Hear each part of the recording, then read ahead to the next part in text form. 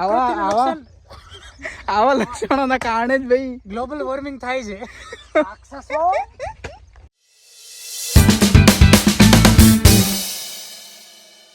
તો ભાઈ આખા ગુજરાતની સૌથી મોટી કેનાલ એટલે કે નર્મદા કેનાલે આપણે આવી ગયા છીએ.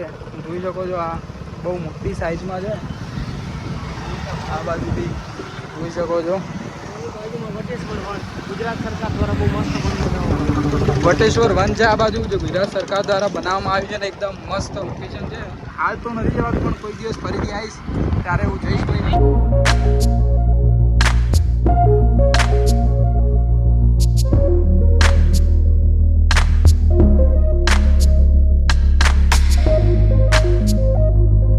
તો ભાઈ નળિયાવાળા ઘર એ જૂની પરંપરા પ્રમાણે બનાવેલા છે.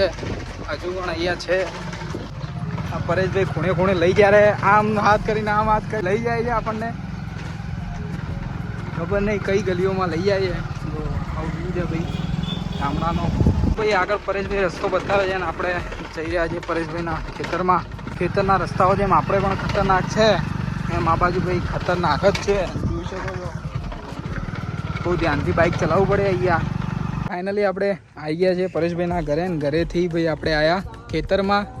તો પરેશભાઈ ગામડામાં મજા આવે કે અમદાવાદમાં? ગામડા જેવી મજા ચઈ ન આવે. સાચી વાત છે ભાઈ. જોઈ શકો છો આ ઝાડ મસ્ત વાયેલા છે.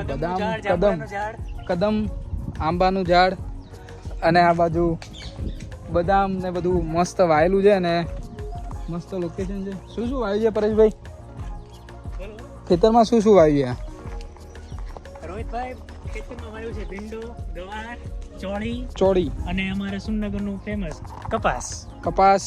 ભીંડો, ચોળી ને ગવાર, શાકભાજી બધા આ બધું શાકભાજી છે ભાઈ. આપણે જેમ ખેતરમાં વાવીએ છીએ એમ આ જોઈ શકો છો ચોળી બી વાયેલી છે.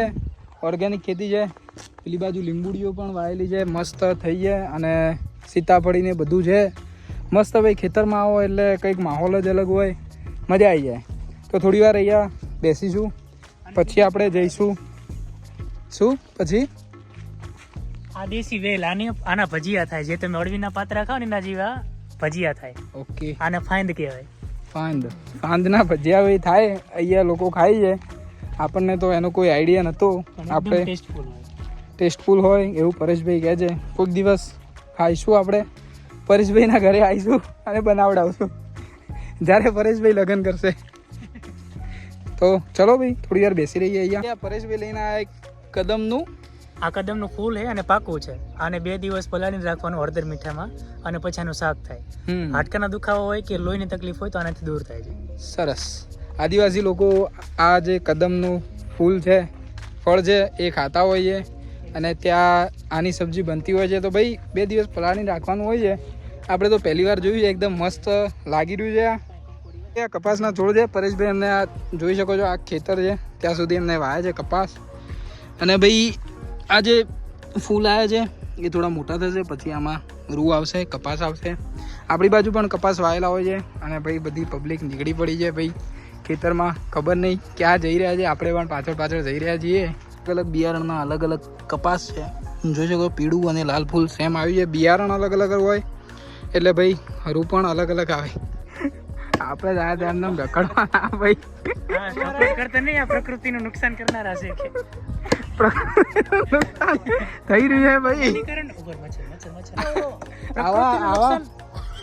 આવા લક્ષણોના કારણે જ ભાઈ ગ્લોબલ વોર્મિંગ થાય છે.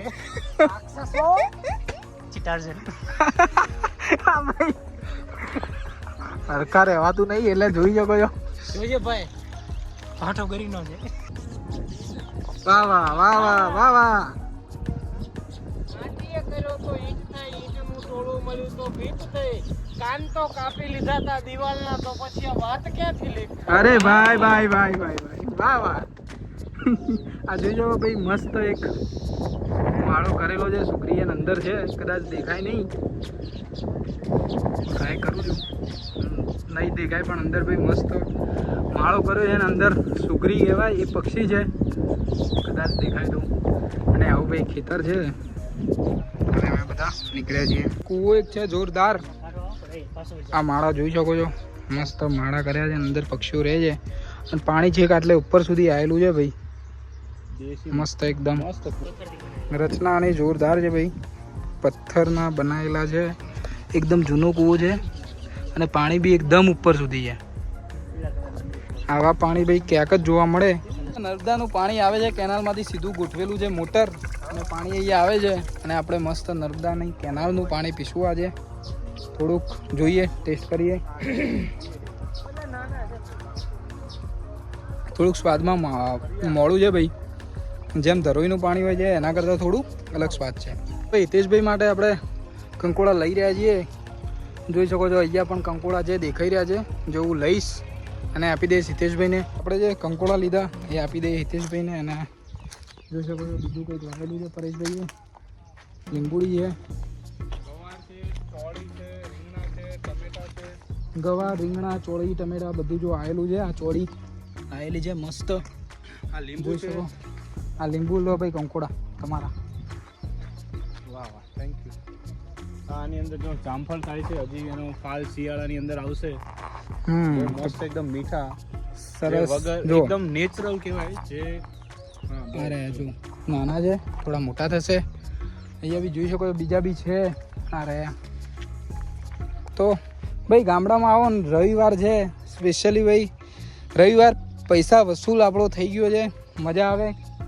જે અમદાવાદની ભાગદોડ હોય, પ્રદૂષણ હોય અને ભાઈ જે આમ બિઝી લાઈફ હોય એકદમ ભાગદોડવાળી, એમાંથી મસ્ત શાંતિનો સમય કાઢીને અહીંયા આવીએ એટલે મજા આવે. ચલો અહીંયા પપૈયું બી છે અહીંયા, મીઠું લીમડો એક વાયેલો છે અને નદી પાછળ જોઈ શકો છો. આ નદી છે ભાઈ, હું તમને ઝૂમ કરીને બતાવું. આ પૂરી નદીનો પટ છે ભાઈ, અને મસ્ત નદી હાલ બી ચાલે છે. હું તમને બતાવું પાછળના કેમેરાથી. જોઈ શકો છો નદી. હા, અને એનું પાણી છે કૈયા સુધી આવે છે. આ પટમાં પણ નદીનું પાણી ચાલેલું છે ભાઈ, અને એકદમ ખરાબ કન્ડિશન કરી દે છે જમીનની. તો એના માટે ભાઈ અહીંયા ધોરો બનાવેલો છે, તમને હું બતાવું. જોઈ શકો છો આ ધોરો છે, અને હિતેશભાઈ ગયા છે આગળ, તો આપણે બી જઈએ નદી જોડે અને બતાવી દઉં તમને થોડો ક્લોઝ વાળો વ્યૂ. તો આ નદી ચાલી રહી છે, જોઈ શકો. આખો પટ જે છે નદીનું છે. અહીંયા સુધી પાણી આવેલું છે, તમે જોઈ શકો. કેટલા સુધી? અહીંયા સુધી. આ જે ઝાડ છે એ પણ પૂરું ડૂબાઈ ગયેલું છે, જેના લીધે એની સ્થિતિ ખરાબ થઈ ગઈ છે સ્થિતિ. અહીંયા બધે પાણી ચાલેલા જોઈ શકો છો. આ માટી જે આવેલી છે નદીની છે, અને અહીંયા પછી દોરો એમને ઉપર બાંધી દીધો જેનાથી ખેતરમાં પાણી ના જાય. તો ભાઈ કુદરતથી મોટું કોઈ નથી, અને જ્યારે પણ પાણી કે એવું કંઈ આવે એટલે એને તમે રોકી શકતા નથી. પરેશભાઈના ખેતરમાં અલગ અલગ જાતની ઘણી બધી વસ્તુઓ વાવેલી છે. જોઈ શકો છો પપૈયા આવ્યા છે, પણ થોડા નાના નાના છે. આ પપૈયું જોઈ શકો છો, આ બી પપૈયા છે. શું કારણથી આ થેલી લગાવવામાં આવે હિતેશભાઈ, કોઈ આઈડિયા? એના લીધે કે આ પક્ષીઓ એને તોડી ના નાખે, એકદમ પાકે એના માટે છે. નહીતર કાચા હોય અને પક્ષીઓ તોડી નાખે અને ચાંચો મારે તો બગડી જાય, નુકસાન થાય. એને નુકસાન ના થાય અને માણસ ખાઈ શકે. હા બરાબર છે. અહીંયા ખજૂરી બી છે, લીમડો છે મસ્ત, અને આ ખાટલો પડે છે. આપણે ત્યાં જઈને મસ્ત બેસીએ. અહીંયા પણ બધું વાયેલું જ છે એમને. મસ્ત ખેતરનું વ્યૂ છે. આ બધા આમ પણ આપણે પહેલાં બતાવીએ છીએ, મસ્ત છે એકદમ. अलग तरह का नाश्ता है. હા ભાઈ પરેશભાઈ, गांव वाले देख रहे थे कि ये लड़के क्या कर रहे हैं. ભાઈ પરેશભાઈને આપણા માટે ઢગલો નાસ્તો લઈને આવી ગયા છે, અને આપણે હવે ખેતરની મજા માણશું અને કરીશું અહીંયા નાસ્તો.